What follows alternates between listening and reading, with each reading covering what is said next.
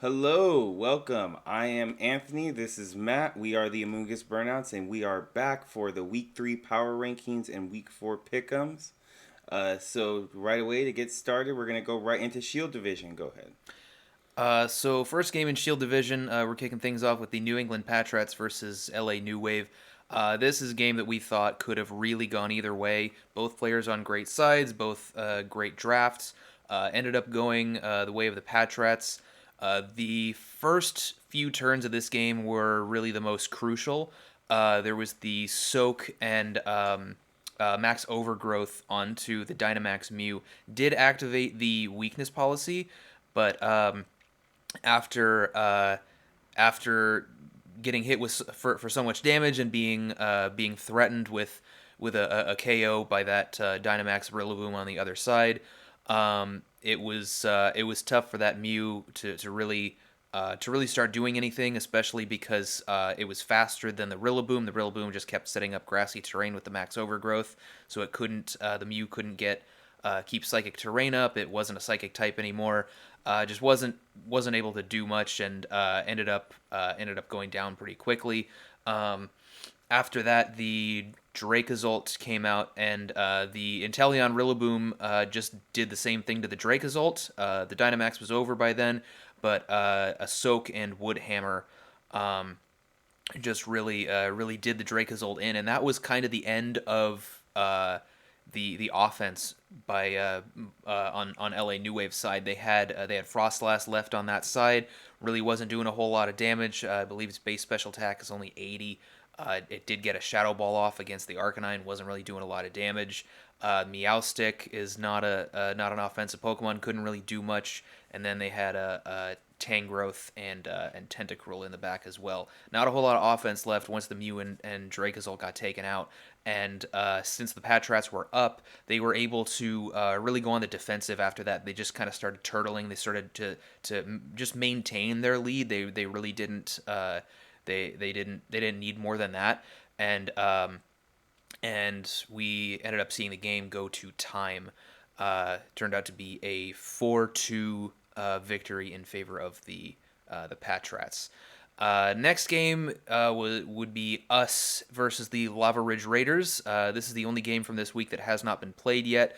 Looks like the Lava Ridge Raiders are having some power issues. There is a hurricane warning down there in Louisiana, so hope they stay safe. And once this game is going to be postponed. Not totally sure when we're going to be able to play, but we will include this game in a future video after it's been played out. And the final game that we have in Shield Division is the SoCal Skarmories versus the Potatoes. The Potatoes came out with a win on this one. The first few turns of this game really went their way.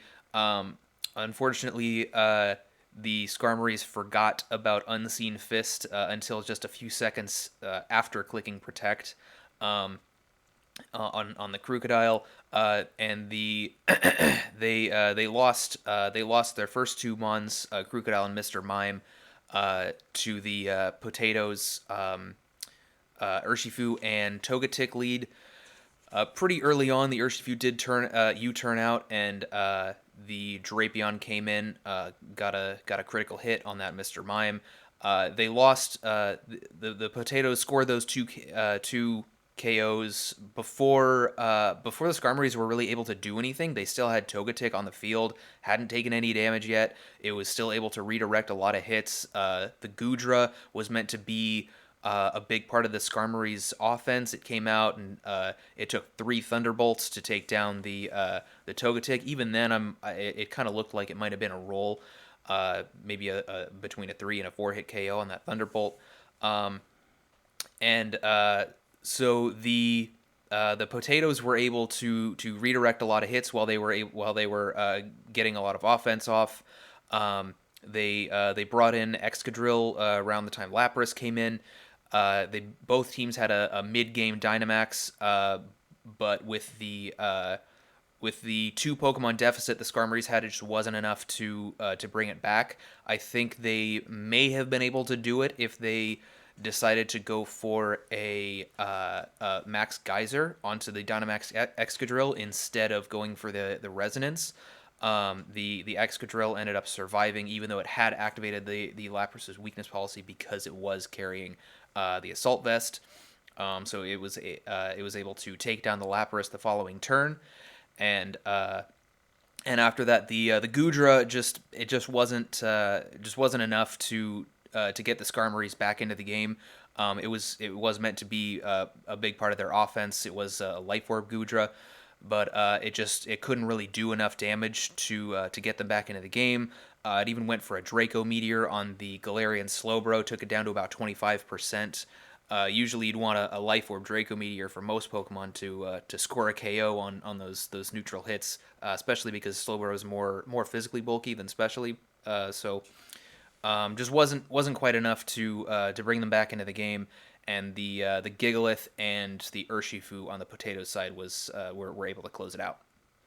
A little surprised that the Skarmories didn't go for like a physical like Sap Sipper set. They had the opportunity to have like Comfey on the other side of the Gudra. Yep. Had they had like Giga Drain and started using some Sap Sippers, maybe they get a little bit more offense out of it. But Yeah, or put Comfey on the other side and use Giga Drain on to the self-activate the yeah. weakness policy. So Yeah. one of those two might have been good, but it ended up going the way of the potatoes. Yep. In Shield Division, we had the Mimikyus facing off against the Sky Pillars.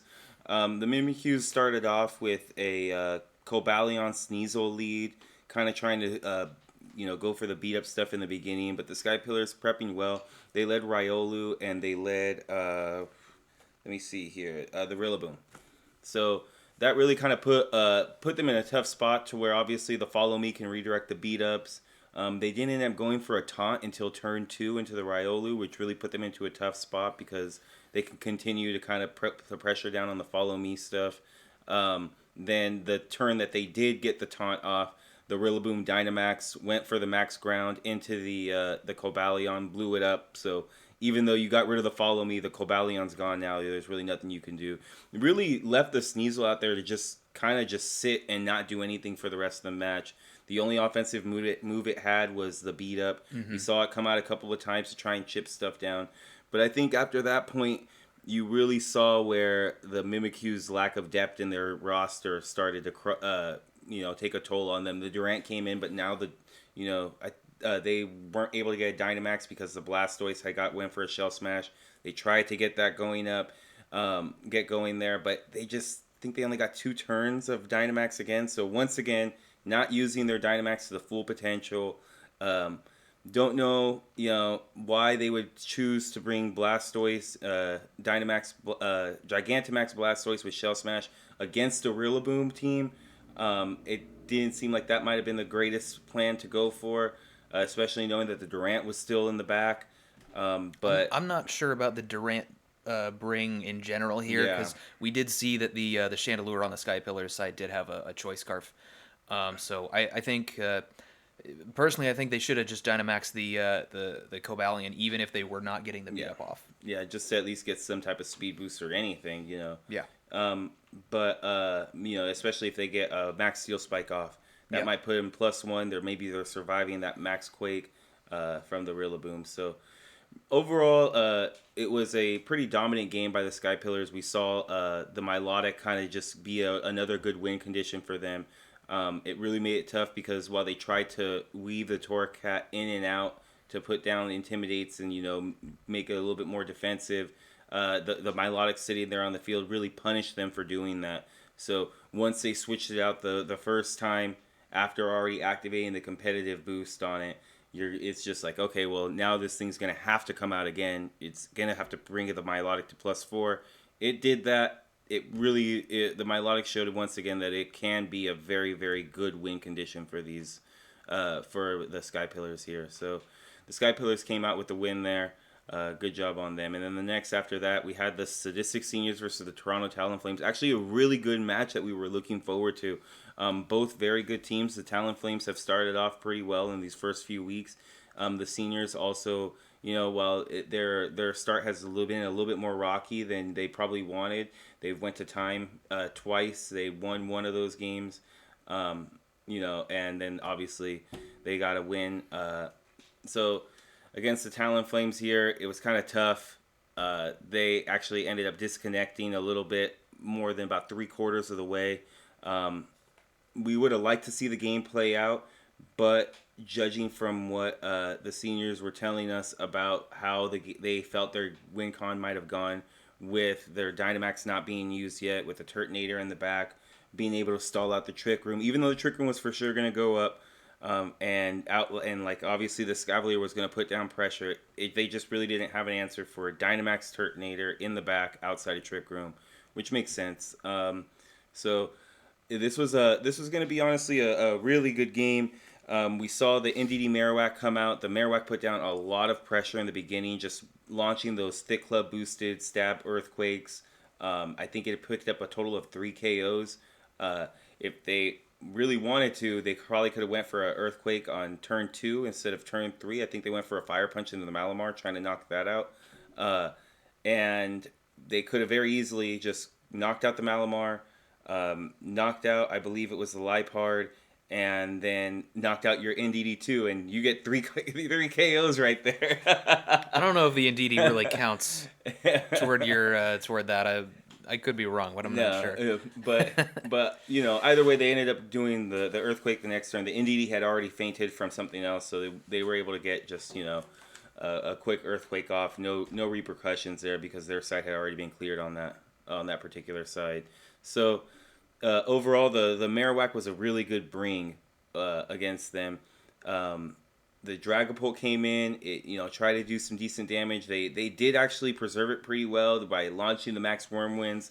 I think it held on by like 1 HP at one point. Came back out on Dynamax, but I think they probably should have preserved it a little bit better. It probably would have been a little bit better of a win condition against the Turtonator in the back. It just got chipped down so good. So big time props to the Sadistic Seniors. Obviously, they had the Porygon Z that was also in the back there too.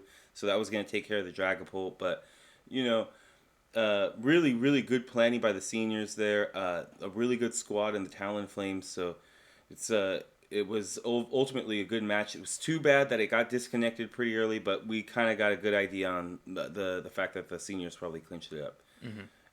After that, we have Doesn't Click versus the Russian Assets. We're not going to get into this one too much. The Russian Assets did pull off the 1-0 victory, but the reason why is because we actually have an interview with the Russian Assets. We're going to discuss their insights a little bit on their game plan against Doesn't Click. Some of the crazy things that happened in that one. That was an absolutely crazy match. If you guys haven't seen it yet, definitely go watch it. Talk to them about taking down, in our opinion, the best team in the league, one of the best teams in the league. So that was a great win for them. So stick around, and we will be. Hello, and we are back with the Russian Assets here after their impressive Week 3 victory against Doesn't Click. Say hello to Dina and Taryn on the Discord call. Hello.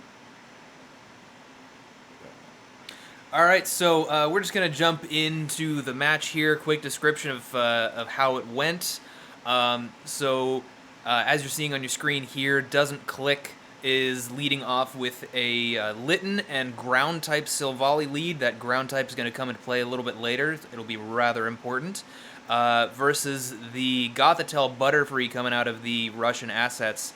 This first turn, Litten goes ahead and fakes out the Butterfree while Gothitelle sets up Trick Room, and the Silvally here is going to Parting Shot out into the Primarina. Primarina is going to pretty quickly pick up a KO on that Butterfree the following turn, while Litten also Parting Shots out into the Serena. Turn 3, the Russians are going to get a free switch into that Caparajah, which promptly picks up the KO on the Serena with a big Life Orb Heat Crash. The turn after that, the Caparajah goes ahead and Gigantamaxes next to the Gastrodon. It picks up a couple more KOs in Trick Room. It's unfortunately going to get burned by that Galarian Corsola later on in the match during Trick Room. But the Gothitelle is going to come back out later, fake out the Litten when it comes back out on the field after the Serena, and the Max Quake from Copperage is going to pick up the KO on that. Right after Trick Room ends, the Cinderace comes out after the Litten goes down. Cinderace Dynamaxes. Their timing on that worked out very well. The Dynamax moved into that slot just as Trick Room was ending. The Cinderace goes for a Max Flutterby onto the Gothitelle, brings Goth down to its sash, and Goth goes for a Psychic onto the Cinderace, getting a very crucial special defense drop right before it goes down to the Corsola's Nightshade. The turn after that, Jolteon gets a free switch in, goes for a very big magnet-boosted Thunderbolt onto the Dynamax Cinderace with that special -1 special defense. Does a whole lot of damage and allows Copperaja to pick up the KO on it that same turn. Despite the fact that Copperaja was -1 and burned, picked up a KO with a high horsepower. Jolteon goes down. Gastrodon comes back in. The turn after that goes for a big fissure onto the Galarian Corsola. They hit on their first try. And after that, the Primarina comes back in, picks up the KO on the Gastrodon. Copperage is out there just doing as much damage as it can, waiting for it to go down so that the Russians can get a free switch into the Cinderace.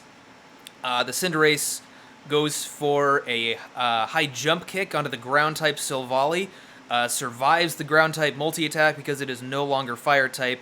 After that, it's able to pick up the KO on Silvally with a Pyro Ball, and goes for a Protect the following turn as the Primarina dies to a Poison from the Gastrodon Sludge Bomb earlier on in the game. So that's going to close it out with a 1-0 victory in favor of the Russian assets. Yeah, the fissure there was pretty huge, obviously, because it seemed like the Corsola was going to be their win condition. It was really close to going to time anyway. I believe there was 2 minutes left. Yeah, it's just a very hard Pokemon to take down in general. Yes. So the fissure landing on the first try, I think landing on the first try actually was huge for them because it didn't give them too much. It didn't give them any more time to kind of burn out. So I think that was really important, and then obviously well played, keeping the Cinderace in the back. They had a wide lens version, it looked like, with Gunk Shot, High Jump Kick, and the Pyro Ball. All 3 attacks not 100% accurate. Right. So clear that they weren't really intending to Dynamax it. They had pretty good prep this week against Doesn't Click. So speaking of the Corsola, I'd like to point out, I wonder if Doesn't Click might have had enough offensive pressure to bring the game back into their favor if they had switched the Corsola out. It was going for Nightshades, but there wasn't a whole lot of offensive pressure on the field while it was out there. All of the offense, it was kind of just had to come out from the Cinderace, and that was sort of it. So I wonder if that crippled them a little bit. If they maybe switched out the turn after they Will-O-Wisp the Copperaja, I wonder if we might have seen a different outcome if that had happened. Yeah, definitely. It was honestly such a close game. It went down to the very end. 2 good teams, It honestly was probably one of the better games this year, and we've seen a lot of good ones. So definitely the craziest so far. Yeah. So, with that being said, we're going to bring in the Russians. We're going to talk to them, and I'll ask Dina this first question here. We saw, obviously, Fissure on the Gastrodon. We can see, actually, right before there that we saw what the moveset was. Earth Power, Sludge Bomb, Protect with the Fissure. What was the purpose of the Earth Power on the Gastrodon? Let me go ahead and move this over here. Fissure, you mean? Of the Fissure on the Gastrodon. We felt we already had good enough coverage with Earth Power and Sludge Bomb. When we were looking at their team, there didn't seem to be a lot that was very weak to water. And while the accuracy on Fissure is very low, it could be a very good last resort type of move, and I think that was proven with the Corsola. Because the game went to time and it was so close, I think taking down a Mon as bulky as Corsola in one hit really helped us seal that victory. I don't know if we would have won without that. It would have definitely been very, very, very difficult. It would have definitely been very difficult to take down that Corsola, had that Fissure not landed.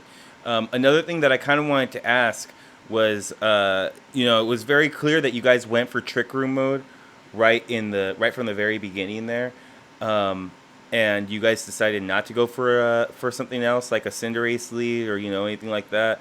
What was your guys' thinking going for Trick Room going into this match?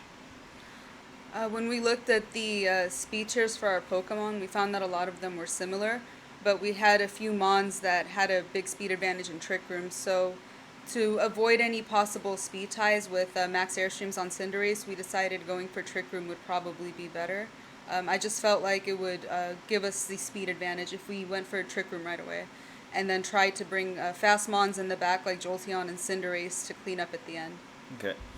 And then also we saw the you guys decided to go for the Butterfree Gothitelle lead there. An interesting lead considering that obviously you have the redirection and everything, but you also have redirection with Togepi.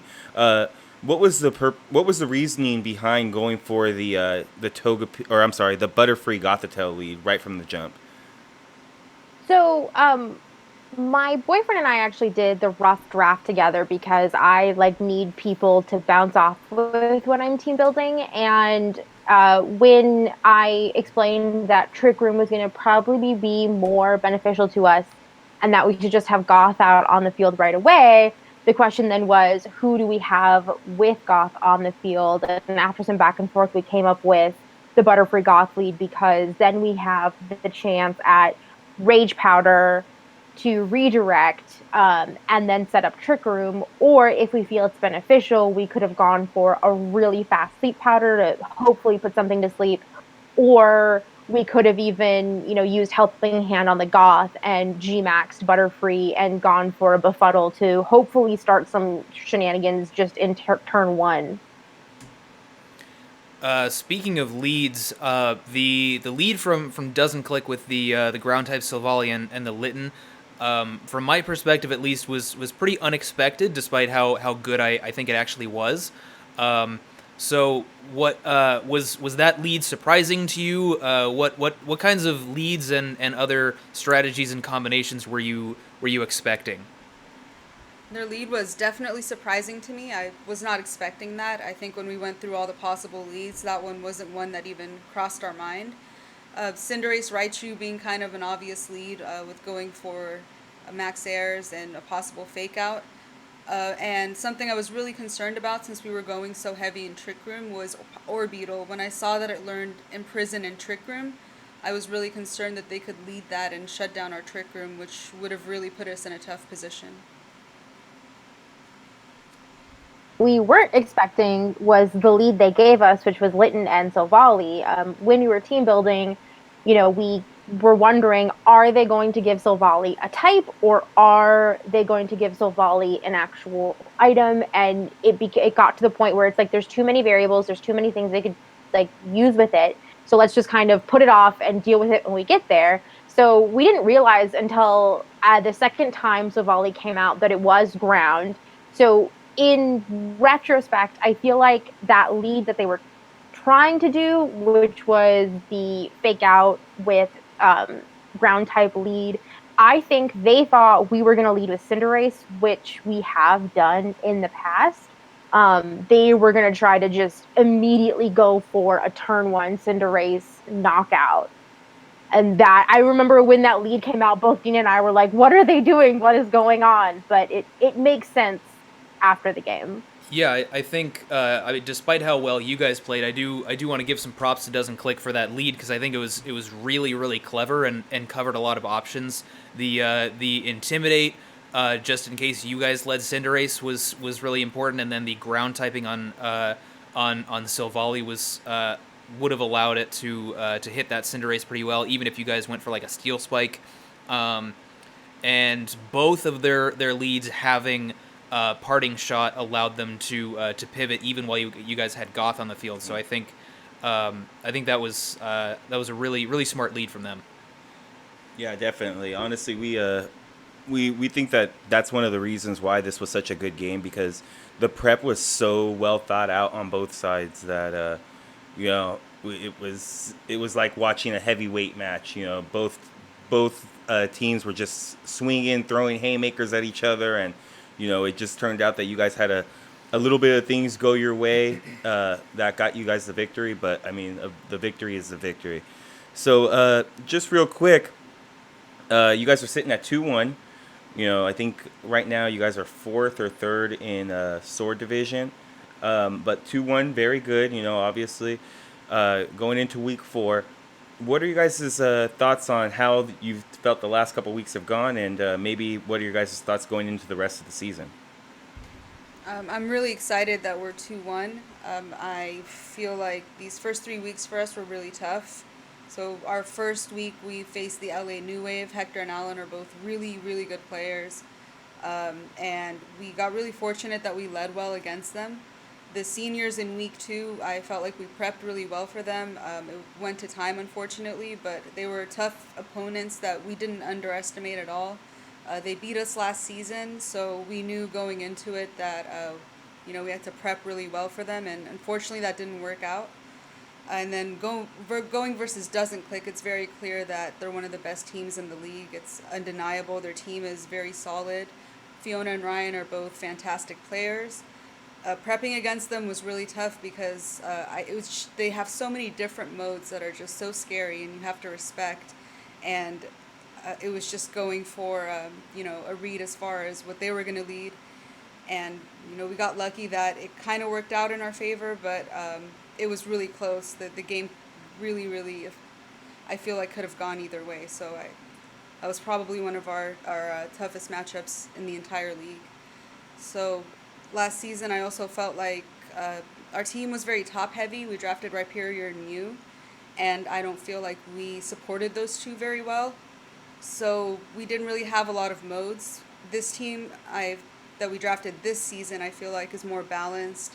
We have a lot more options that we can work with, and I feel like that's giving us better results this time around. So I just hope that we finish strong and make playoffs this year. I feel we've done very well, but I do think it's important to keep in mind that this is the game of Pokemon, and we shouldn't really underestimate anyone, nor should we underestimate good or bad RNG for us. Yeah, definitely. You know, you guys are definitely sitting in a good spot. Those were 3 teams that you mentioned that we've talked about before. They're good players behind those teams. You have to bring good prep for them. So coming out 2-1 out of that, beating one of the best teams in the league and Doesn't Click, that definitely shows that you guys learned a lot from your guys' season last year or last season, because honestly, you guys were doing pretty good in the first place, and barely missing playoffs. That's not too bad. It's very clear that with the additional information you guys learned playing last year in this format, or last season in this format, it's going to come and help you guys. And honestly, 2-1 right now, where you guys are at, that's pretty good. Against those 3 teams, you could very easily beat 0-3. Any team in the league going against those 3 in a row. So coming out 2-1 shows that you guys are really here to make playoffs and actually make a big dent on this league. Especially taking a win off of Doesn't Click, considering that's one of your wins instead of your loss. Yeah, definitely. That's huge. Yeah, definitely. Anything else that you guys wanted to add before we're finished up here? I do want to add something to the fissure question. So last season when we battled the Amazing Ryan and Fiona on their Obstagoon, which is kind of why I've been obsessed with Obstagoon this week, is just because I'm now very scared of it. But their Obstagoon last season switcheroo to flame orb onto our Rhyperior, and when it happened, I remember just this like moment of silence between me and Dina, and I think, and one of us just said, "Well, that was so good. We can't be mad." Like what? And so when we were team building, like I really wanted a way to potentially meme them back as a show of respect to how they originally memed us. Yeah, well, you guys definitely succeeded. Landing a fissure on their win con like that is definitely going to make them remember that they got memed on. So, anything from you, Dina? You all set? Good. All right, so that kind of wraps us up. So we're going to be right back with the rest of our power rankings. I believe we're going to start We're Geniuses or We're Idiots next. So We'll see you guys then. Hello, we are back from our interview with the Russian assets about their game with Doesn't Click, and we are going to get into our weekly segment. We're geniuses or we're idiots. So we'll go ahead and get started on that. And for the first section of We're Geniuses, we have the Patriots again. They won, yes, absolutely. They had a 4-2 victory over the LA New Wave this week, but it once again went to time against a team that is extremely offensive, usually doesn't have the means to carry out for long periods of time. They did obviously this time with the Tang growth, and that did put them into a position that where they could have potentially won the game had there been no time restriction. But they were able to, the Patriots were able to win on time. Still very worrying, and the reason being is if you watch our analysis video of their draft from the week 0, uh, we told everybody that we do think that they're going to win games. Nobody is questioning that. So yes, they're undefeated right now. We expect them to have at least done that. They had a hard schedule, in the first 3 weeks, but they still were able to pull it out and end up 3-0. So kudos to them on that.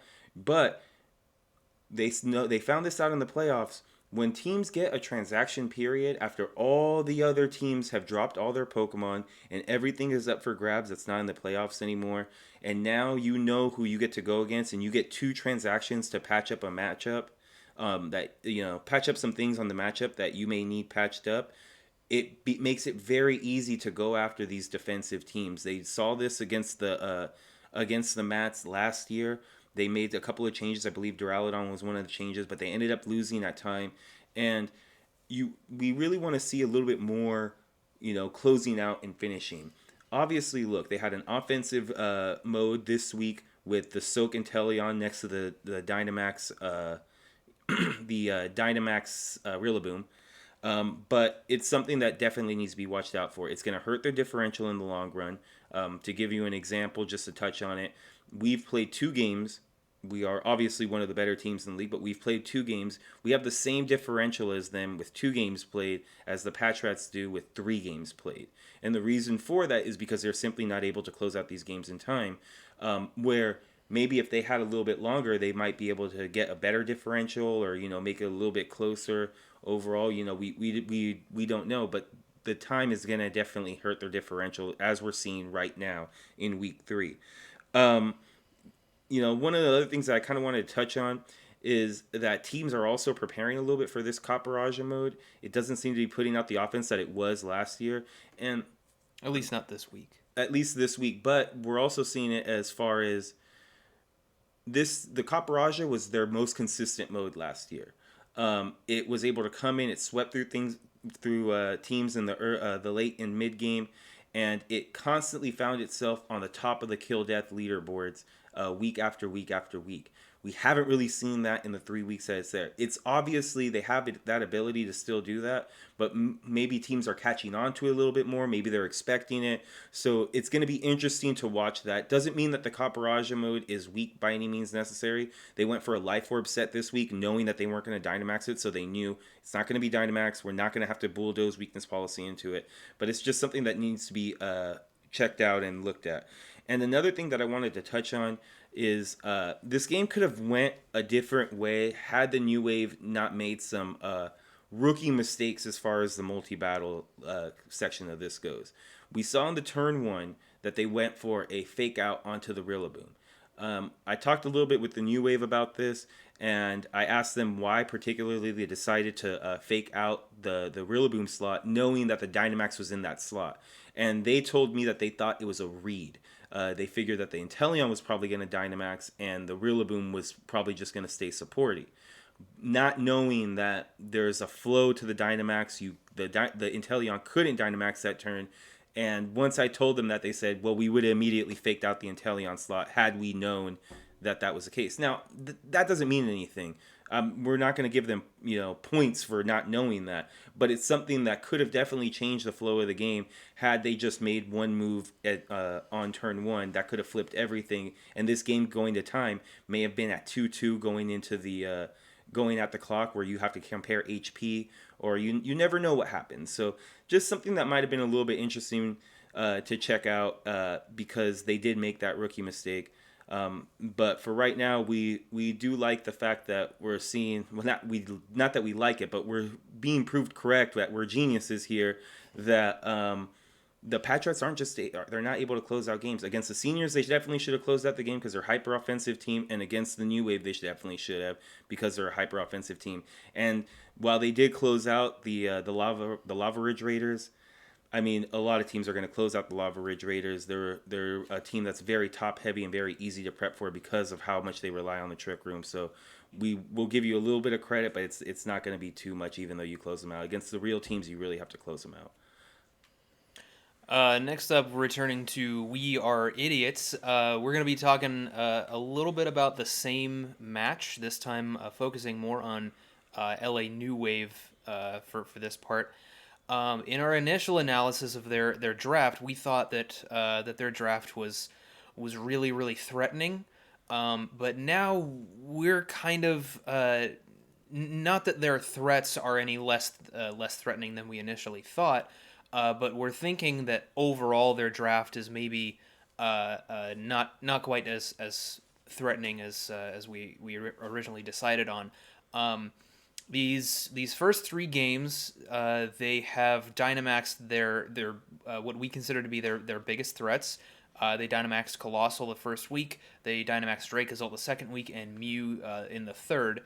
And we saw that in their week 2 match. Unfortunately, we didn't get to watch that match, but based on what we know about it, they essentially were able to win because they blew through so much of their opponent's team with that Dynamax Dracozolt, and the Mad Alcinas were not able to stop it. But we saw both in week 1 and now week 3 that once their Dynamax Pokemon gets shut down, it's hard for them to put on enough offensive pressure to get back into the game. Yeah. We saw that in week 1. As soon as the Colossal went down to that Max Geyser, they were really on the back foot, and then the incoming Trick Room mode from the Russians just allowed them to maintain that big lead, and New Wave couldn't really do anything about it. We saw kind of the same thing this week in week 3. Once their Mew strategy got shut down, they did get the weakness policy off, but it wasn't quite enough because the Inteleon Rillaboom combination from the Patrats was so threatening to that Mew that they they weren't really able to do much with it, and once it went down. They just didn't really have a whole lot of offense. The Dracozolt did come out that could have put down a lot of offensive pressure given it was in a different situation.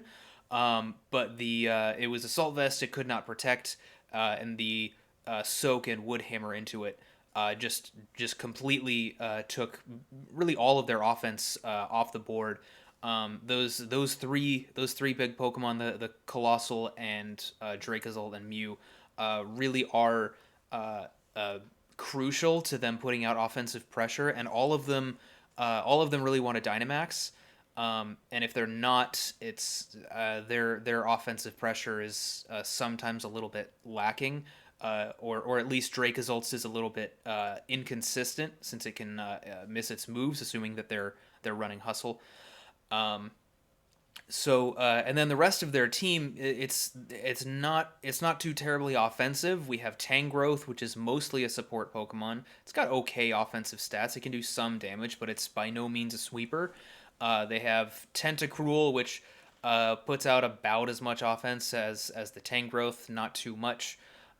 They have the Hitmonlee, which is a little bit more offensive, but it's a little bit harder to use, especially given its low defense stat and its lackluster speed. Its speed is not amazing, but it is still usable. They do have they brought the Frostlass to this last game. Just wasn't doing much damage. Did maybe 30% to Arcanine with that Shadow Ball. And then they do have the Frostlass and Tauros combination, but that to me seems a little bit more like an inconsistent gimmick If you see those two, first of all, it's weak to redirection. If you see those two in team preview on opposite sides, you know that that's a possibility. If you see those two as leads, you know exactly what's coming. Especially if the Toros player is player one.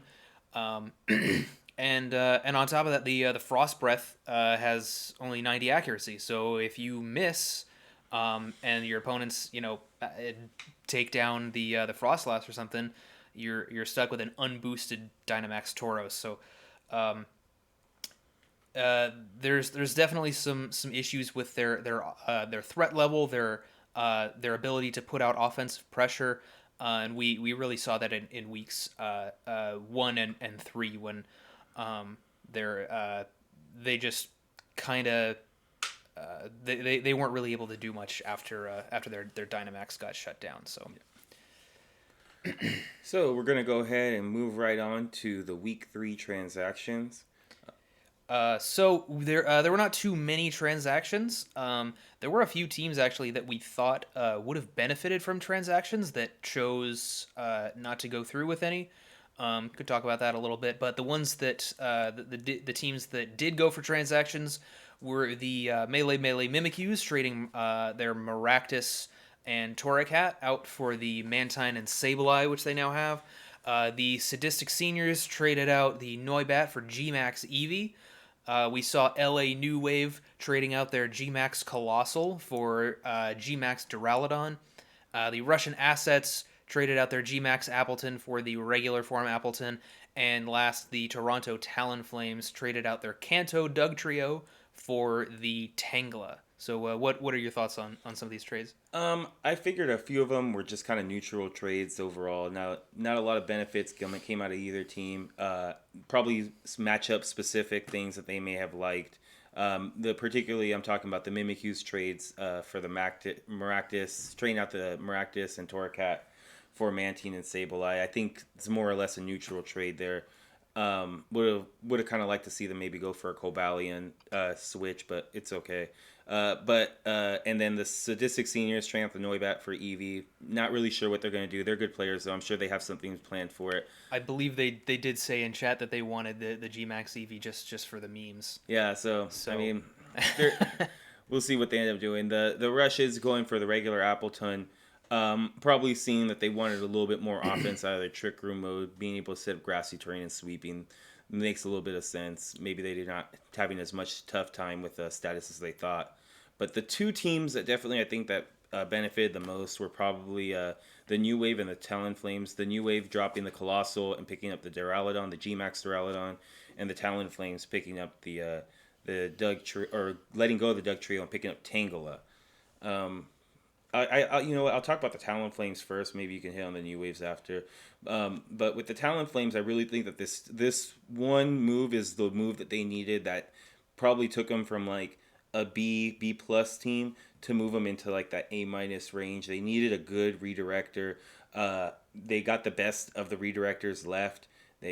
Obviously the Doug Trio can do some things, but it was the weakest part of their draft in my opinion. Arena Trap is good. It is, but compare Arena Trap to Rage Powder. Yeah, exactly. So while I do think that the Doug Trio does probably have, like you said, it has some niche in it. I think that this is something where the Doug Trio may have came to 2 games in team preview, maybe a couple weeks, to where this Tangle is something that they can consistently bring on a week-to-week basis.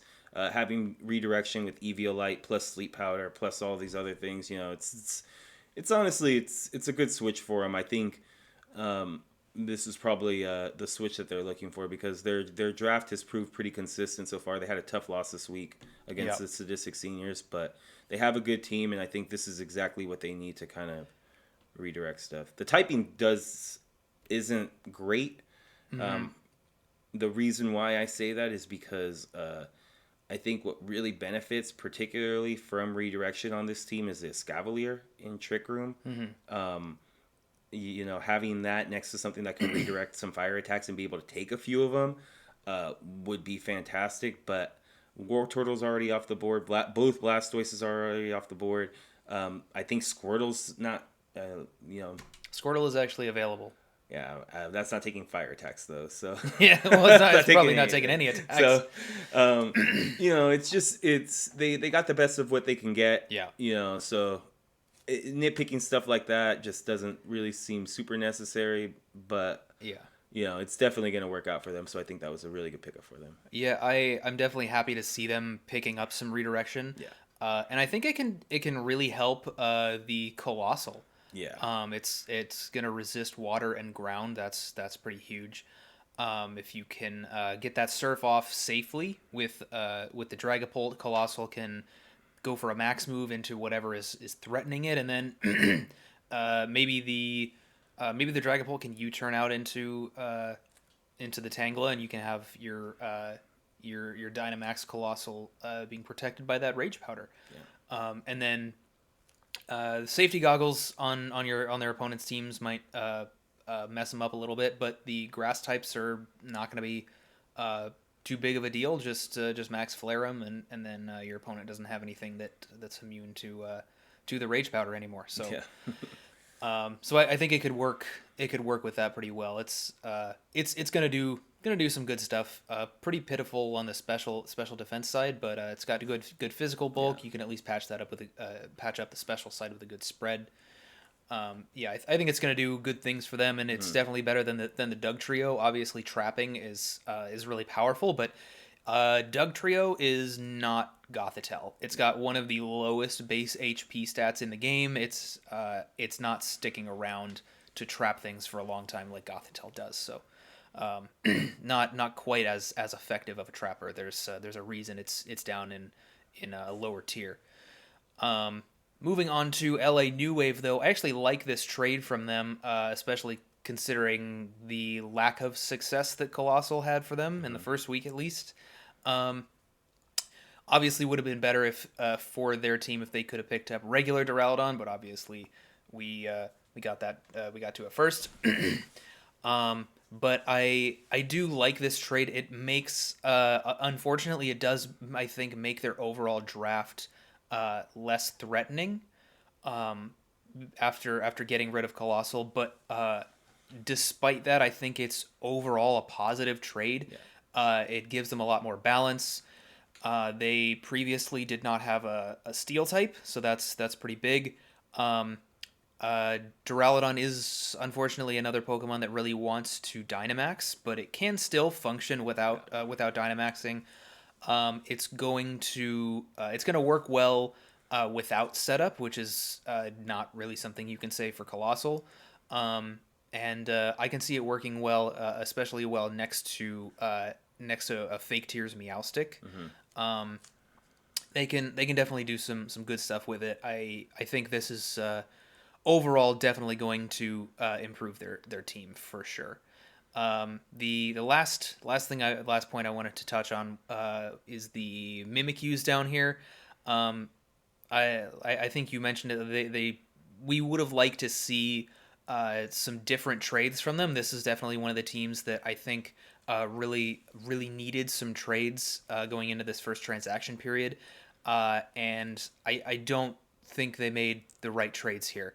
I still think the Cobalion Durant they don't belong on the same draft. They do kind of the same thing, and whether I think trading out either of them makes sense because for one thing, Durant is just it's something that if your opponent preps well for it, it's going to go down. If you use your Dynamax on it, it's very possible that it could get wasted. We saw that in their week 1 game against us. It just took one Life Orb Heat Wave from the Noivern, and their Dynamax was gone. They didn't even get a single max move off. No. And then the Cobalion, it's a little bit reliant on that setup from the beat up Sneasel, which is pretty easily countered by redirection, especially. just a faster Pokemon that's able to take it out. Usually it's going to carry a Focus Sash, but it is pretty frail, so if you can double target it with something, the Cobalion's not going to be quite as threatening. Um, we saw that this week with their game against the Sky Pillars. Sky Pillars just led redirection, shut down that lead, and they were totally fine. The Cobalion was not really much of a threat. But yeah, like we talked about before, they fill kind of the same role. Their speeds are almost identical. They're both just physical steel type sweepers that kind of rely on Dynamax. So the Sableye, I think, is going to help them out. I think it is a positive trade. I think it's clearly a better Pokemon than Torracat. But Mantine, I'm not sure what they're going to do with it. Maybe a Prankster Rain Dance from the Sableye could help them. The Swift Swim Mantine, it could do some good stuff for Shell Smash Blastoise. I can see him doing good stuff with these two, but they're not the trades that the Mimikyus needed to make.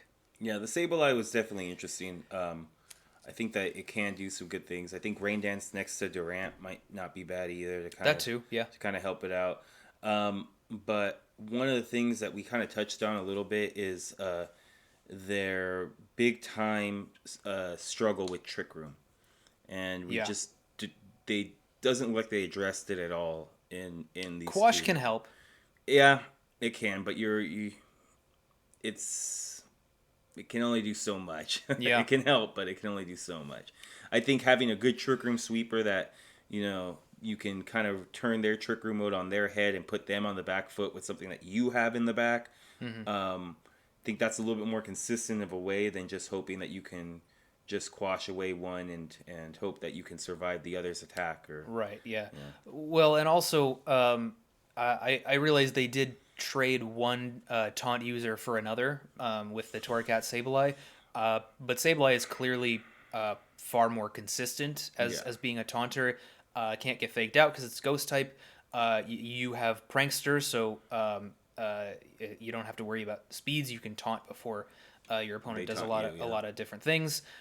You're a dark type, so you can't get taunted by Prankster taunt. So your taunt is always going to go off first.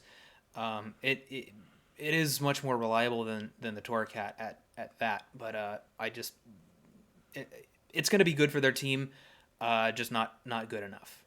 And I think we need to be a little bit fair to them too, because we kind of mentioned this too. This team is a team that, while they do have good pieces, they're going to need a couple of transactions to really flesh it out. Yes. So, who knows? Maybe in week 2, or I'm sorry, in our second transaction period, they make a couple other trades, and it's like, oh, okay, we see what they're doing now. That this makes sense why they did that in the first place, because they knew that they were going to come back and pick these up. So who knows? This is a team that definitely needs a couple of things, but they have good pieces. Right. Yeah. I think you're definitely right. They need more than one transaction period to fix up their team properly. But I think going for transactions in the lower tiers first was not the right play.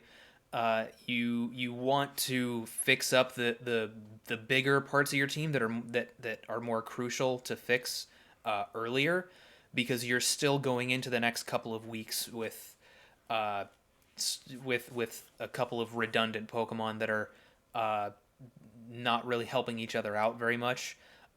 If they went for a trade for I don't know, a more diverse mode, taking out either the Durant or the Cobalion, they have a better shot at picking up a couple of wins before the next transaction period than they do right now, I think. Yeah.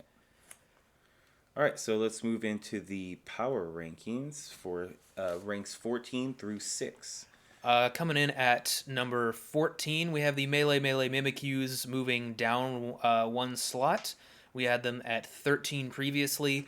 Part of this is due to their transactions, which we just went over, so I won't reiterate that. Part of this is also because they are 0-3 right now. Excuse me. They're not. We've mentioned a few times that they're really not utilizing their Dynamax properly. they of course against their in their game against us, they Dynamaxed their Durant and immediately went down before they even got a max move off. They in their week 2 match, they had a great opportunity to shell smash turn 1. Which would have really put them in the game, especially because they led with Blastoise on in the player 2 slot, so they could have gone for a shell smash and then a Dynamax the turn after. And then, of course, we saw them once again going for the Dynamax Blastoise against the Sky Pillars in front of a Rillaboom.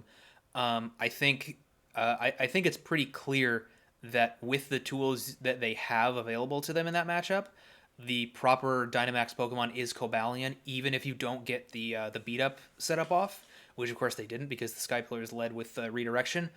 But yeah, we've seen a lot of mismanagement of their Dynamax here. Their the transactions, of course, we don't think they made the right decisions there, and of course they have yet to pick up a game, so they're sitting at number 14 right now. 13 moving up a slot actually is the Lava Ridge Raiders. The reason why we have them moving up is because they did kind of have a difficult schedule to kind of come in. They've had to play tough teams. They had to play the Patch Rats. They had to play the Talon Flames, and they had to play the Sky Pillars. So tough teams going in. So while they may not have the team composition that we like in the back as far as the lower tier Pokemon are concerned, the top of the draft is still really powerful. Really a team that we would have liked to see some transactions from, Yes. honestly. Kind of disappointing that we didn't see anything coming out. But, ultimately this team is going to be carried as far as the two people that are piloting it. So who knows? They have a game against us that we have yet to play. We'll see what happens with them, but for right now, we're actually moving them up a spot. The only time that we've actually moved a team at all after a bye, but we feel that that it more has to do with the Mimikyus and Yes. they're underachieving than actually what the Lava Ridge Raiders have done. Both teams, I feel that we like the top of the draft, and where it really falls apart is the back end of it. It's going to be interesting to watch these two teams, how they're going to play out, and the reason being is you have a couple of transaction periods. If you make those transactions, you could have a really good team on your hands and have something that's very difficult to prepare for. So watching how they're going to do right now, the Raiders not taking anything, and the Mimikyus making some subpar choices is going to keep them at the bottom for right now. Yeah, I think we really would have liked to see them switch out the Amoonguss because, Yeah. like you said, we liked their first few picks. Their first 4 picks, I believe, were the Venusaur, Torkoal, Dragalge, and Slowbro. Yes. That's the part that we really liked, and then we've talked about it before. But the Amoonguss pick after that was really messed up their point allocation, really messed up their synergy. Just wasn't great. We would have liked to see them trade that away. I think. Also, this would have been the week to do it too. Yeah. Because what you want to do is maybe pick up an A tier instead of an S tier and have some points on the back end, so that way the next transaction period you don't have to just swap out a B tier for a B tier. Maybe you move up, maybe you get something like an A tier for a B tier because you have those points left over. And if you played your cards right. So this would have been the week to really switch Amoonguss out, because you could have maybe got something a little bit better in the lower tiers and had some points, so that way you can spend big on the next transaction cycle. Absolutely agree. And like we talked about with the Mimikyus, the if the top part of your draft is leaves something to be desired and needs to be patched up, the time to fix that is early on. Mm-hmm. You don't want to wait, because that's just going to put you at a disadvantage for more and more games moving forward. So anyway, coming in at number 12, we have the SoCal Skarmories. They had a bye last week, took another loss this week. They're sitting at 0-2 right now. They took a loss against the Potatoes.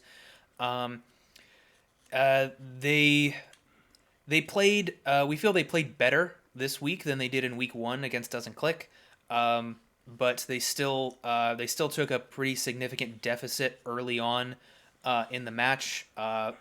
forgetting about the unseen fist and remembering it just a little bit too late. So the Crocodile could have done something, but ended up taking damage for free, even though it protected. Um, they lost two Mons really early, and then the Gudra pick was meant to be a big part of their offense, but like I mentioned earlier in our analysis of these matches, the Gudra, even though it was carrying a life orb, it was meant to be an offensive part of their team. It just wasn't able to put out as much offense as they needed. It took 3 Thunderbolts to KO the Togetic. It tried to go for a big Draco Meteor on the Galarian Slowbro, and it was not able to pick up the KO. Really unfortunate there. Yeah, they just didn't have enough to bring it back. They kind of got rolled by that Dynamax Assault Vest Excadrill, and they didn't have they didn't have the tools exactly to deal with sand plus the water Urshifu. I do like the Crocodile as a lead. It's a great lead against a sand mode. It just really didn't pan out for them.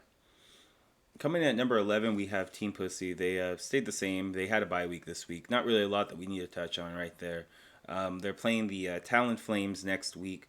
So looking to see if they can bounce back from a pretty bad start, especially by their standards.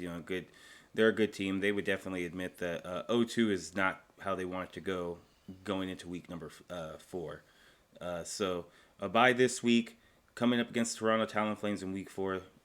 So we'll see if they can make a bounce back for right now. I'm going to keep it real short with them. They're staying at number 11. I think it's worth mentioning for them that I would have liked to see some transactions from them. Yeah. Considering how their season is starting and considering the problems that we've identified with their draft, I would have liked to see them maybe patch up that Trick Room mode a little bit. Maybe get some better type synergy. I'm not sure exactly what they would want to trade for what, but I think there are some things they could have done. Maybe even switch the Gyarados out for something for a better offensive Pokemon, or switch something out to support the Gyarados a little bit better. There's some things they could have done there. I think they're married to the Gyarados right now, honestly. Considering they've Dynamaxed it twice, I'm inclined to agree. I think probably the one A tier that maybe they have a chance to get rid of is maybe either the Rotom Heat or the Diggersby. Yeah. They seem to be kind of keen on the Diggersby as well. Yeah. Because they had it from last year, so who knows? I definitely understand what you're saying. We definitely could. They definitely could have made some transactions. I just have a hard time understanding what exactly they want to patch up. I feel like they so hard want to go for something that they did very well with last year, with the same type of Pokemon. But we'll see. We'll see how ultimately they end up. I think they had a tough couple of weeks. Just maybe matchup wise, prep wise, a couple of these teams maybe they underestimated a little bit going into it, but. Now they have no room for error. I don't think they need to start picking up wins. They need to start picking up wins quick. They know that, the league knows that. So we'll see. They're both good players. They're both good draft players too. So when their backs against the wall, we're gonna see some nice stuff from them, I think. Yeah, I'm definitely not counting them out. I still it seems weird to say this about the number 11th ranked team, but I do fully expect to see them in playoffs again, just because of their history. They are the returning champions. We know they're great. They're great players. They can definitely pull it out despite having a not so great start. Maybe that Mienshao could have gone for like another Trick Room sweeper or something like that. They haven't brought it yet. I imagine they will at some point, but just a thought anyway. Yeah. Coming in at number 10, staying in the same spot, we have the Potatoes. They did manage to pick up their first win this week against the SoCal Skarmories, even though they are staying in the same spot. They did have a really good game. They started off picking up 2 KOs toward the beginning of the match, pretty much for free, and their Drapion and their Sand mode were really able to propel them forward and maintain that lead, and they came out on top there. Um, Unfortunately, they like I mentioned, they're not moving up. If they continue to win, they will absolutely be moving up. Um, but they still their record is still 1 win and 2 losses. It was kind of a toss up between them and LA New Wave as to who was 9 and who was 10. I'll let Anthony take a little give you a little more explanation on why that is, though. Yeah, we have them at number 9. The main reason, the New Wave at number 9 over the Potatoes, and the main reason is because we felt that the New Wave's strength of schedule was a little bit tougher than the Potatoes. The New Wave playing the Russian Assets in week 1, playing the Matt Alcinas in week 2, and then playing the Patrats in week 3. Both teams, very, very good teams. It's a tough 3 weeks to go through, so they came out 1-2. Would have liked to see them come out 2-1, but it's a tough stretch right there. Whereas the Potatoes, they played the Talonflames in week 1. They played us in week 2, and then they played the Skarmories in week 3. The Talonflames, I feel might have caught them off guard a little bit, and they weren't really expecting them to react so well against the Dynamax Excadrill. Kind of not expecting the charms to just keep coming out over and over and over again. So I think that might have had a little something to do with it.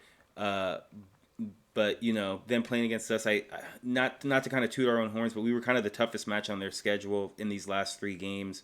And I really think that the New Wave just had a tough time. But we will say this, and this is something that does need to be said. It's not as a good start for the New Wave at 1-2. They really have to lock down these 3 games. They have 3 games. The next one is, or after their bye, which is this week.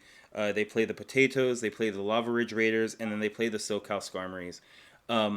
Those are all 3 winnable games for them, but they have no room to drop any of them.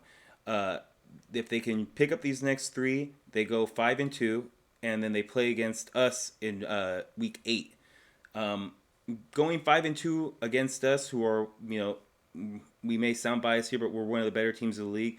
That's kind of how, or 4-2. You want to be 4-2. That's kind of where you want to be, because if you come in against us at 3-2, you can go down to 3-3 or 3-4. I'm sorry, and you're really put into a bad spot. Or you can move up and you're kind of doing all right. So you can't even go 2-1 in these next 3 weeks. You need to win all 3 of these games. There's no room for error for the LA New Wave here.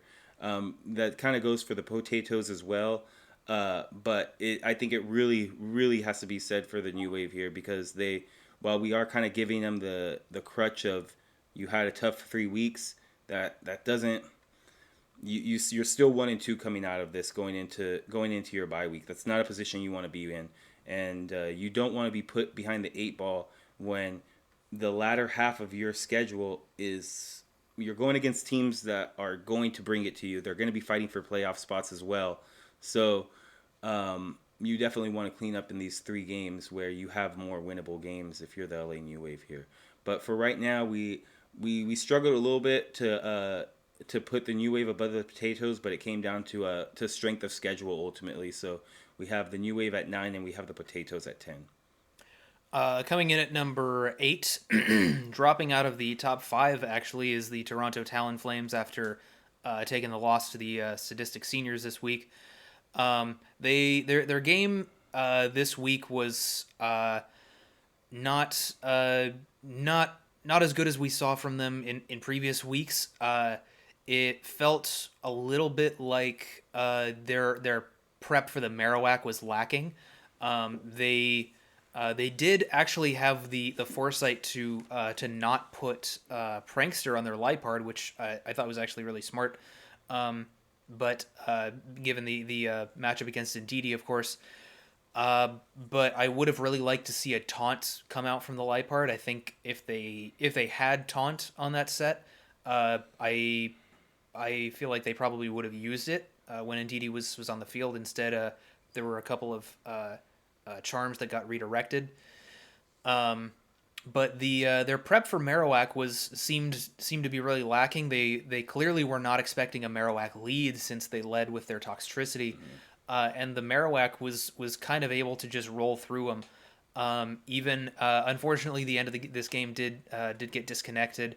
The win went to the seniors because the Talonflames didn't really have a way out given the position both teams were in the late game.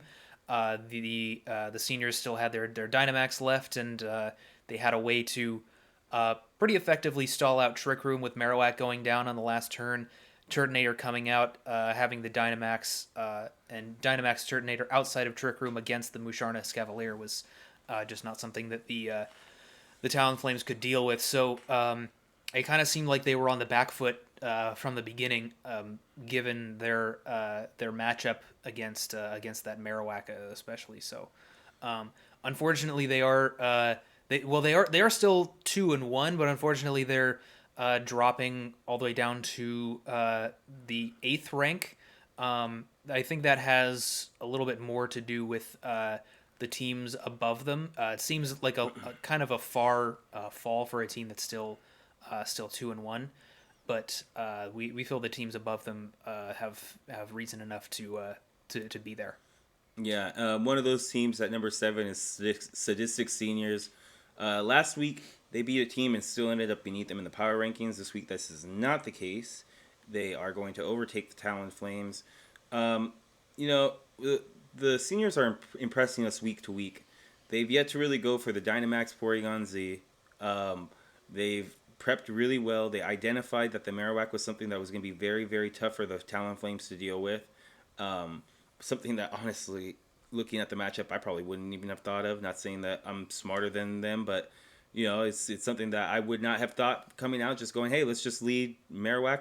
Let's not Dynamax it, and let's just launch Earthquakes and see what that does for us. So felt that that was a really good plan by them. Ultimately, they've showed the remarkable ability to prep with different things week to week. But one of the things that we just, you know, we got to keep mentioning is that they are a top heavy draft.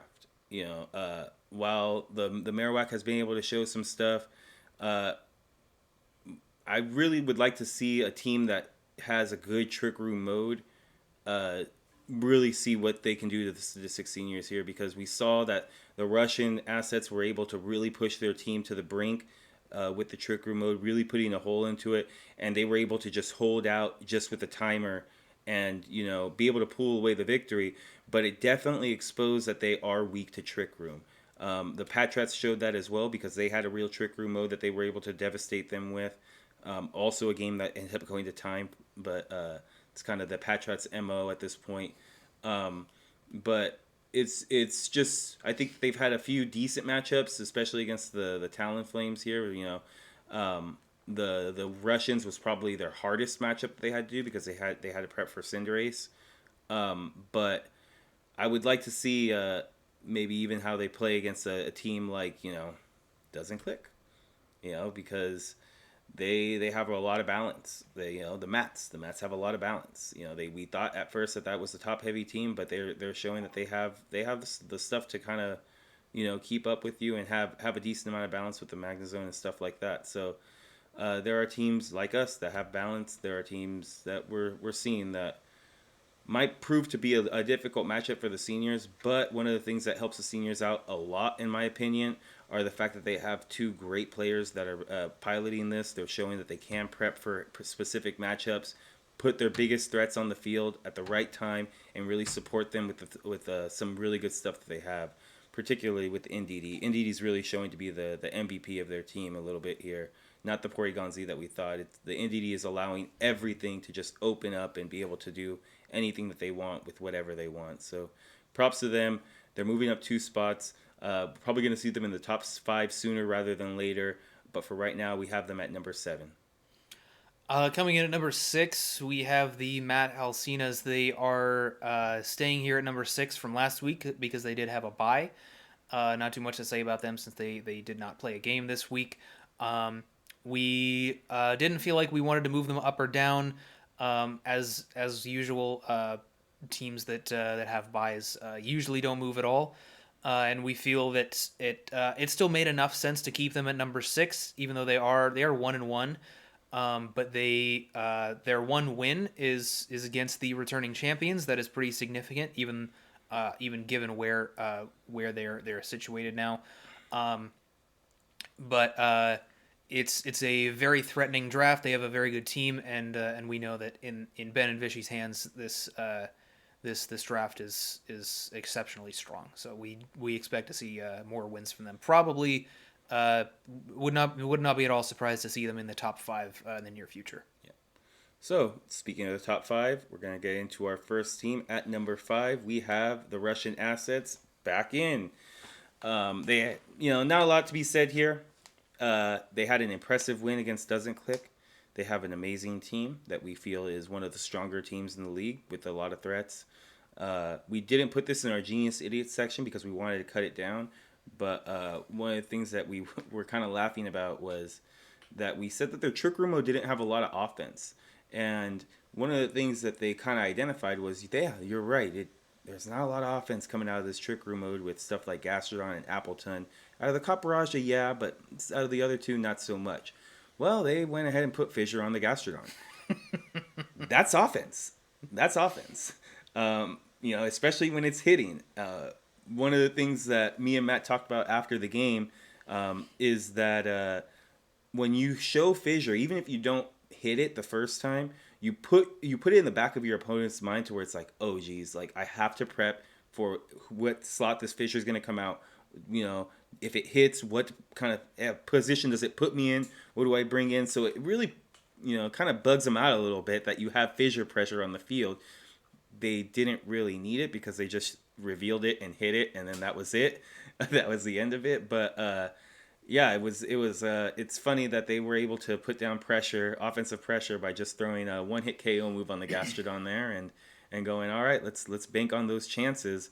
But yeah, just getting back to it, we really like this draft. They had an impressive win against Doesn't Click. They had a close game against the seniors, who we're seeing week to week are proving themselves to be one of the better teams in the league. So we can't really fault them too hard on that. So once again, props to Dina and Taryn for being able to come up with a game plan to take down a team that Matt and I and the rest of the league seems to think as well is one of the best teams in the league. So Russians proving that they're a top tier team as well by pulling out that win with Doesn't Click. So they're going to be sitting here comfortably at number 5.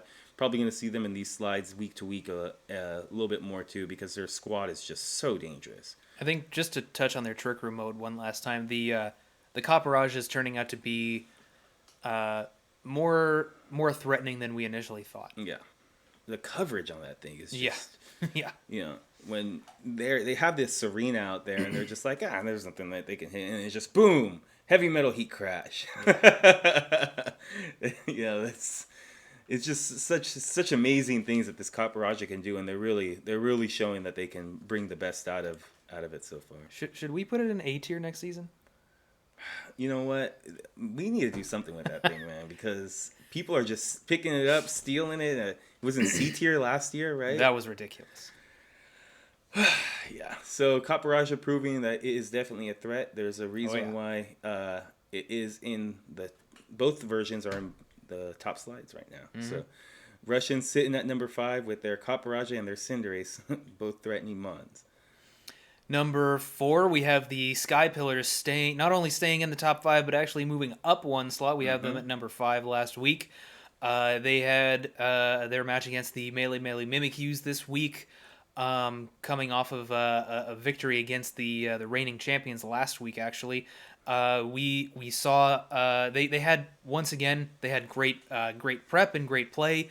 They led with their Follow Me Riolu, and in order to counter the beat up stuff, which the Mimikyus were actually going for. So good on them for that. They were able to shut that down very effectively, force their opponents into Dynamaxing their Blastoise against a Rillaboom. Not usually a good idea. So they made excellent use of the Rillaboom. Once again, they made excellent use of the Milotic as well. We even saw a Choice Scarf on the Chandelure. Great prep versus the Durant. This is definitely a match that we expected them to win. Yeah. But it's just it's great to see them taking away the win here, especially that strong 4-0 win that they got this week.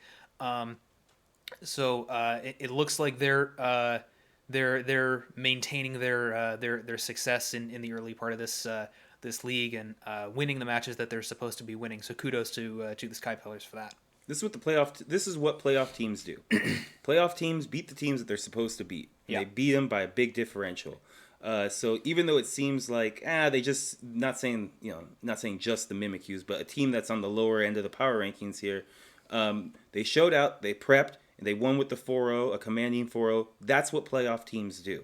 That's what you need to do to consistently make sure you're in these top spots. So props to the Sky Pillars for doing that. They didn't have that high expectations for themselves, Right. But yeah. they're proving that they belong here. They definitely belong here. So can't wait to see what else they can do. Yes, it's also good to see that they did prep that hard, even though they were going up against a low ranked team. I think a lot of good teams could potentially get away with just throwing some stuff together, maybe not prepping too hard for specific stuff, and maybe coming away with like a 2-0 win against a lower ranked team. But I like to see that the Sky Pillars are not they're not underestimating their opponents. They're still putting in as much prep for them as they would for other teams. I think that shows especially in their redirection lead and in the choice scarf chandelure, which didn't even need to hit the field. I like to see that they're prepping very, very consistently. Yeah. So coming in at number 3, we have Doesn't Click. It's gonna seem weird, but look, they're a top team in the league. They had a bye. They blew one team out, and they lost to a top 5 team by one Pokemon because of some RNG that happened. Credit to the Russians. They played great, but a lot of things went their way, and Doesn't Click still almost pulled out this victory. They've proven that week to week they have 2 of the best players in the league. They have one of the best drafts in the league. They're going to come prepped to the 9s. They're going to, the lead this week was just genius. They feared the Gothitelle, which they should, who shouldn't. They feared the Cinderace, which they should, who shouldn't. So they put double parting shot on their lead. They put Silvally ground out there so that way it can make sure that it's bulky enough to survive attack from the Cinderace and hit it hard and possibly even one-shot it. I don't know what their plan was, but I'm guessing that they were planning to one-shot it right away. So honestly, they've consistently shown week to week that they're one of the best teams. Credit to the Russians because they went with a straight trick room mode and really caught them off guard. And even with that, them catching them off guard, they were able to adjust. They were able to play out of it. They had the Cursula on the field that was ready to just sit there and be the win con, that they were ready for it. That way they drafted it in the first place. Fissure hit. They had the Cinderace on the field, was ready to be put into position. The Caparaj's burned. It's already at -2.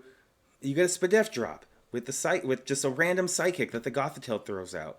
Letting the Jolteon come in and do like almost 50% with a Thunderbolt, a magnet boosted Thunderbolt. That's too much damage to sustain in Dynamax form. Allowed the Caparaja to pick up the KO on the next turn. It was just a lot of bad luck that didn't go their way, and they still almost pulled it out. We really don't see a big reason to just knock them too far out on this.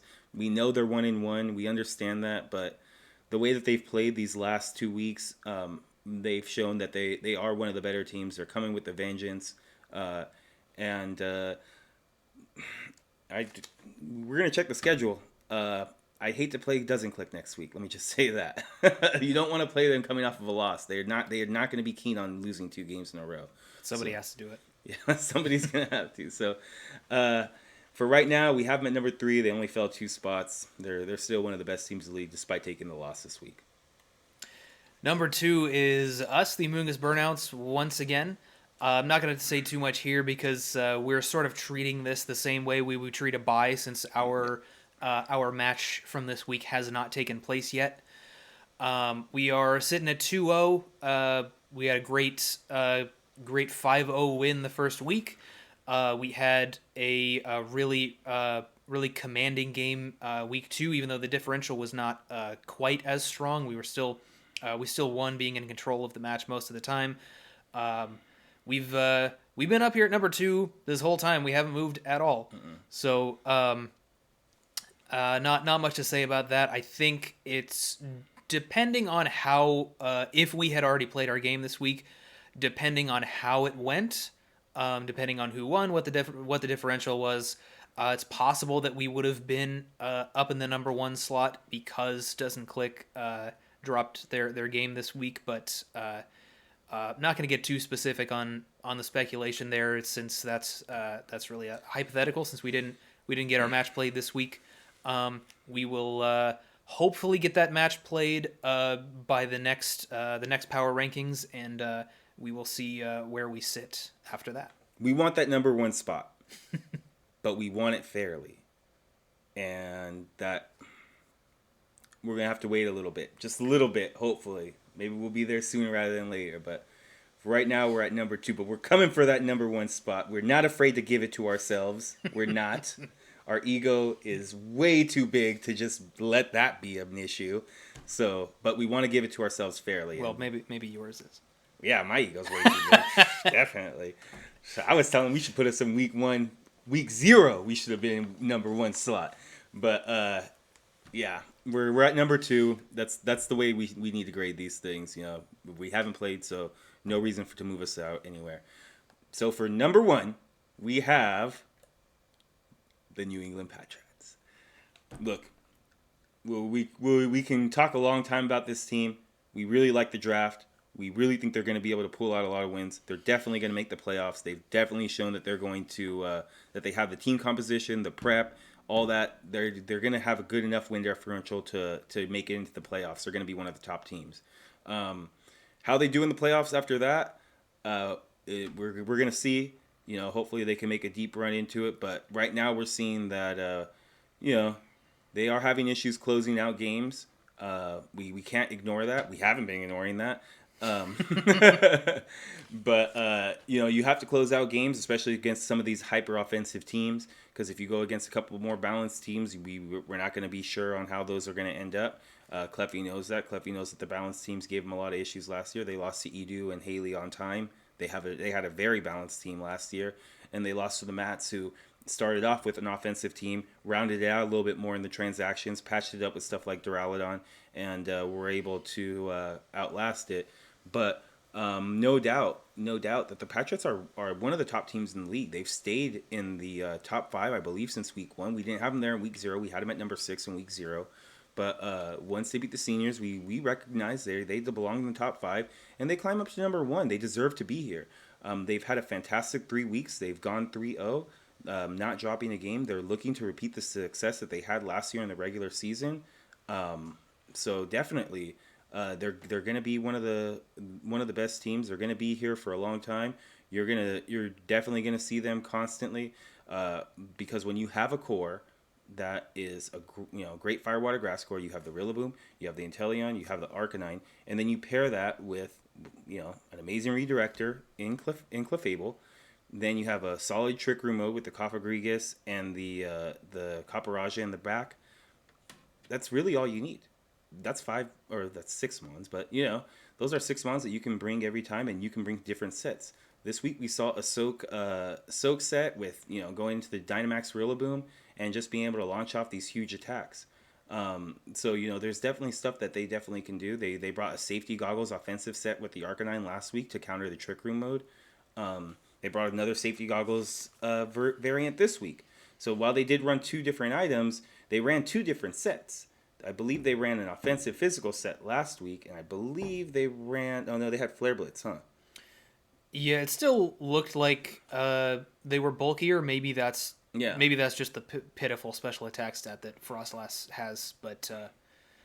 Yeah, but either way, I think that they made the right call going for the Safety Goggles in both games, because the Tangrowth was a very big threat that they identified with the LA New Wave. And obviously you have Amoonguss and Venusaur. It's going to be very natural when you go against those two to throw Safety Goggles on a Pokemon that you want to do well. Yeah. So, it's big kudos to them. They're prepping right. They're, getting the W's on their the games that they need to. They beat the Lava Ridge Raiders last week. I I think that was a game that they should have won. We talked about it with the Sky Pillars, how they beat the Mimikyus this week. That's a game that they should have shown out. Had a big differential, really prepped for. That's what the Patriots did against the Lava Ridge Raiders last week. They took command of it. They did win 3-0. It's not a command, super commanding 4-0 or 5-0, but just like how we said how we had command of the game against the Potatoes where we won 2-0, we still were in control of that game. The Patriots were in control of the game from what we've heard. They were in control of the game the whole time against the Lava Ridge Raiders. So we have to give them credit for that too. They were able to win the games that they need to. But against some of these better teams, they've yet to be able to close that out. It's an inconsistent mode. But man, they have a good team. They got good players behind that team. They got good prep, and they got that number 1 slot. So it's very well deserved. Congrats to both of them. We're coming for it. So As don't usual. mess up. As usual. But right now, they're the number 1 slot. They definitely deserve to be here. So just to close things out here with week 3, we got the Melee Mimikyus down at 14, moving down 1. Lava Ridge Raiders moving up 1 to 13. SoCal Skarmories, record of 0-2 right now. They're staying right where they are. Team Pussy, they had a bye this week, also staying where they are at number 11. Potatoes finally picking up a win here in week 3. They are also staying at their spot number 10. They will definitely rise up if they continue to win. LA New Wave taking a loss, moving down to rank 9. Toronto Talonflames also taking a loss, moving down quite a bit from rank 4 down to rank 8. Sadistic Seniors picking up a win against the Talonflames this week, moving up from rank 9 to rank 7. Mad Alcinas, they had a bye this week, staying right where they are at number 6. Russian Assets picking up a very important win this week, moving themselves up into the top 5. The Sky Pillars moving up from staying in the top 5, up from 5 to number 4 after picking up that 4-0 win against the Mimikyus.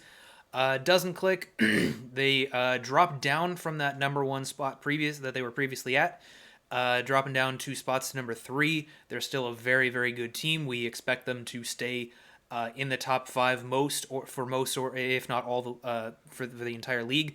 Among Us Burnouts still at number 2. We again treating ourselves basically like we had a bye this week. Still had a couple good. Still have a powerful balanced draft, and we had a couple of good games so far in weeks 1 and 2. And then we have the New England Patriots 3-0 sitting at the number 1 slot, moving up from number 3 last week after taking a win off of LA New Wave this week.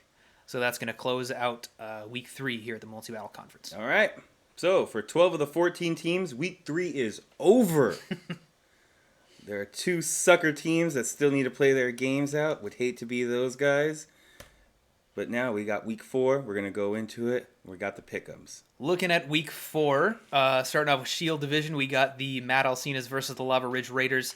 This one's pretty straightforward. Ben and Vichy are insane players.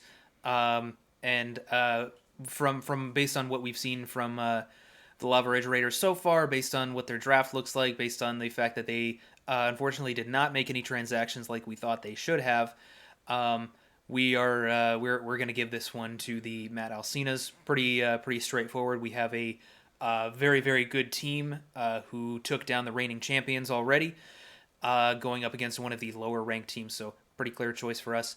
Next up, we have the New England Patriots versus the Potatoes. This one is going to be definitely an interesting one to watch. Could go either way, but the Patriots are ranked number 1 right now for a reason. Depending on how the Potatoes play, I think the Patriots definitely have a shot at doing what they do against them. They definitely have a shot at just taking a decent lead and maintaining, even if they go to time. They're definitely capable of doing what their team does. I think personally, I think if the Potatoes go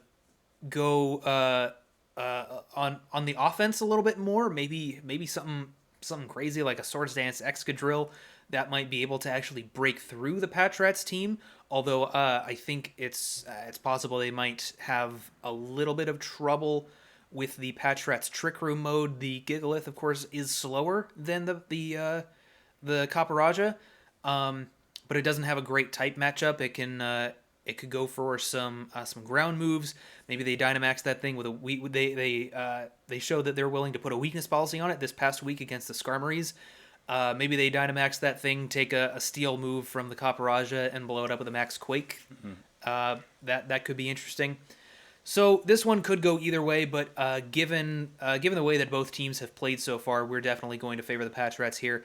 And then the last match in Shield Division, we have us, the Amoonguss Burnouts, versus the SoCal Skarmories.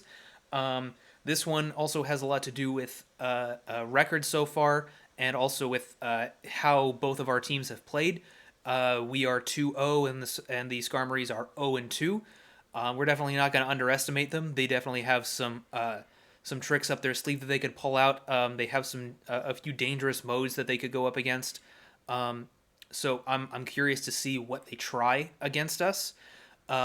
Based on their play so far, they haven't been doing too well. There's a reason they're ranked down near the bottom, but we know that Stephen Gooch are great players. They absolutely have potential to not only rise out of that low ranked spot, but also to beat us as well. So. But given the records and how both teams have played so far, we are favoring ourselves. And then LA New Wave is on a bye this week. In Shield Division, we have Team Pussy versus the Toronto Talonflames. This one was actually a pretty tough one for us to figure out here. Ultimately, we put it down to two things. We like the Talonflames out of Trick Room. We like the Talonflames in Trick Room. The Escavalier, with some proper support, should be able to put some big holes into Team Pussy's team, because they rely so much on Hatterene and Cleffa. Obviously, Hatterene has access to stuff like Mystical Fire, so they can still kind of be able to put out some type of offense onto the Escavalier. But if it's properly supported, I can see the Escavalier doing a good job against it. And then the Dragapult. We really like the Dragapult in this matchup as well. So as much as we think that Team Pussy is not looking to try and be 0-3, as much as we think that the talent of these players is just going to refuse to let them go down 0-3 in the first 4 weeks, we think that the Talonflames have shown that they can prep. They've shown that they know and they can identify their win cons and what is going to do beneficial in what matchup, and they've shown the ability to execute. Even when maybe they were outplayed in the first couple of games, they know, okay, well, we just need to do this and we can win with what we have in the back. So, if the Talonflames can continue to do what they've done this year, it will be an uphill battle for Team Pussy, and I think that the Talonflames should be able to take it out. Yeah, I just want to emphasize the matchup between the two drafts here. I think the talent, the combination of the floors and ceilings kind of strategy they have with the super fast Dragapult, the super slow Escavalier, combined with the type matchups, I think just based on one draft versus the other, just looking at the Pokemon side by side, I think it's going to be very difficult for Team Pussy to deal with both of those modes. Not saying that they can't. Yeah. But it's a very difficult thing for them to do, and the Talonflames have proved that they can put themselves in the driver's seat in some of these games and just really take control of it. So we'll see if they can do that this week, or if Team Pussy is able to really put the kibosh to that. The next one we have is the Melee Mimikyus versus the Russian Assets. This is really going to be a game for the Russian Assets to kind of put some differential on them. We do expect that the Russians are going to be able to have a decent matchup against them, because one of the things that they rely on pretty heavily, the Mimikyus do, is they rely on fast steel types. Cinderace is going to have a real hard time for those. With those, it's going to be a problem for those steel type.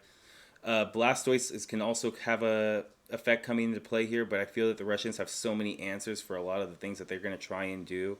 Gastrodon. That's. I mean, yeah, that's it. I didn't want to say that, but yes, Gastrodon is a huge, huge issue for them. I think even leading with Gothitelle and being able to fake it out right away and stop the shell smash from going off if they decide to go for it turn one. And it's like, okay, cool. Now you can't shell smash. Now we kind of put a wrench in your plans here. The Cinderace is already Dynamax, and now what are you gonna do? So that's all stuff that can be done. I think it only takes one max airstream to outspeed Blastoise after a shell smash. So these are all things that it's gonna put them in a really difficult position. The Mimikyus haven't been playing that well these last couple of weeks. The Russians are coming off of a big win, so I definitely think that right now the Russians are heavily favored, and the Russians should be looking to put a nice differential on the board so that way they can separate themselves from the pack a little bit, because Sword Division in particular is looking to be pretty heavy as far as competition for those 4 playoff spots. So the Russians are definitely going to want to put a show on this time. Have a good show and get a good differential against the Mimikyus. The Mimikyus obviously can maybe pull one out here. Blastoise does have a good matchup if you decide to not Dynamax it. Maybe go for Water Spouts or anything like that, or really prep hard for the Gastrodon just in case. Maybe take the Gastrodon off the field. It's going to take some planning. Maybe a mid game Dynamax. Something like that, where you bring the momentum back and swing it in your direction and kind of take hold of it. But we haven't seen that from the Mimikyus yet, so it's really tough for us to assume that they're going to do it right now against one of the better teams in the league. And then next we have the Sadistic Senior versus Doesn't Click. So we talked about how you don't want to be one of the teams that has to go against Doesn't Click and possibly have to bring them down 2 losses in a row. The Seniors are actually really good candidate. I said it before. I honestly didn't know who Doesn't Click was going to play this week, but the Seniors are a good candidate for doing that. Honestly, they've shown the ability to prep well. They have good enough pieces, but Doesn't Click with their extremely well-rounded strategy, or with well-rounded team, with their good prep, with the good players that they have behind it, and the fact that it is another Cinderace matchup for the Sadistic Seniors to have to deal with. A Cinderace matchup that isn't as reliant on Cinderace as the Russians were. They can bring out multiple tools against you and really if you prep too hard for that Cinderace mode, Dynamax Primarina might be just what you weren't looking for. So these are all things that Doesn't Click really have at their disposal.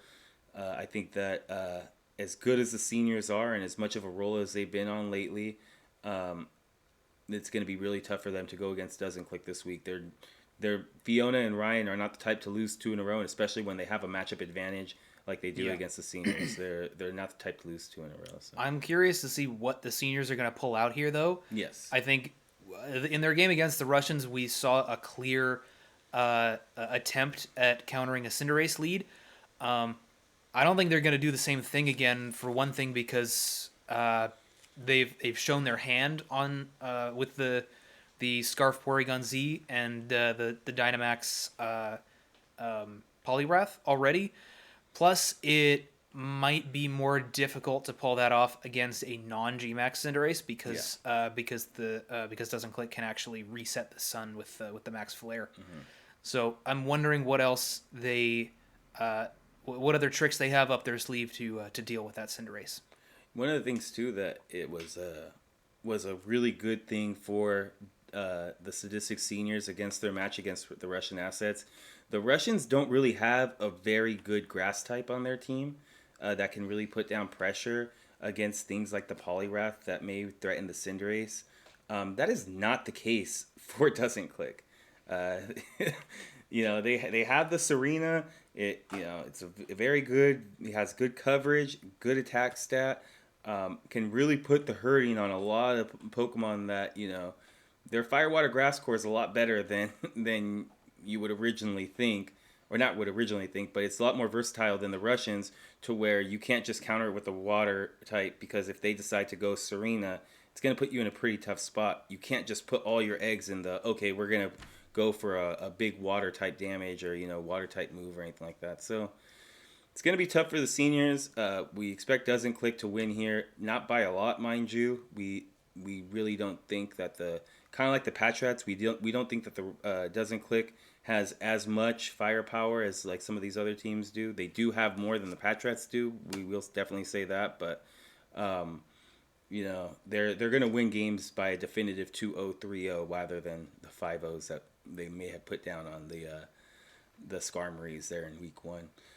So we have Doesn't Click being the seniors, and then the Sky Pillars, after an impressive 3 weeks, they're getting a well-deserved rest, and they're going on by, and I think they go against Doesn't Click in week 4, or the Russians, in week 5, I think they go against the Russians or Doesn't Click. We were talking to them about it, and they said that they have a tough match coming out of their bye week, so use this extra week of rest to get a little bit of prep in, you never know, maybe it helps a lot. And I think that is it for the week. Yeah, we're good. All right, so that wraps up our Week 4 pick'ems. That wraps up the Week 3 power rankings. I'm Anthony. That's Matt. We're the Amoongus Burnouts, and we will see you next week.